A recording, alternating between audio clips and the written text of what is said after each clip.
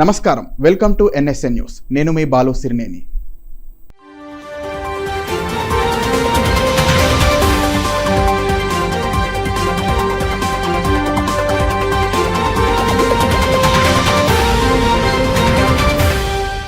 తెలంగాణలో ఉచిత పథకాలు, ప్రభుత్వ పాలనా తీరుపై రాష్ట్ర హైకోర్టు తీవ్ర ఆందోళన వ్యక్తం చేస్తూ సంచలన వ్యాఖ్యలు చేసింది. సమాజంలో భవిష్యత్ పరిస్థితులను, పెరుగుతున్న ఆర్థిక భారాన్ని దృష్టిలో ఉంచుకునే ఈ హెచ్చరికలు చేస్తున్నామని జస్టిస్ నగేష్ భీమపాక స్పష్టం చేశారు. రైతు బంధు వంటి పథకాల ద్వారా అర్హత లేని ఎంతో మంది కోటీశ్వరులు కూడా లబ్ధి పొందుతున్నారని, దీనివల్ల ప్రభుత్వంపై తీవ్రమైన ఆర్థిక భారం పడుతోందని కోర్టు వ్యాఖ్యానించింది.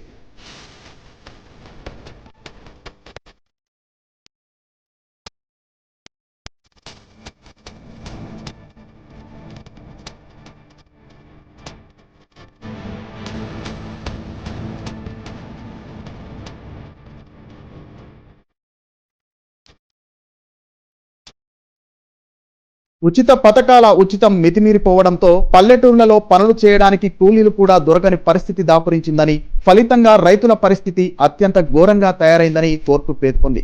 ఈ తరహా ఉచిత సంస్కృతి ఇలాగే కొనసాగితే భవిష్యత్ తరాలకు ఉచిత పథకాల ద్వారా ప్రభుత్వాలు ఏ సందేశాన్ని ఇస్తున్నాయని ప్రశ్నించింది.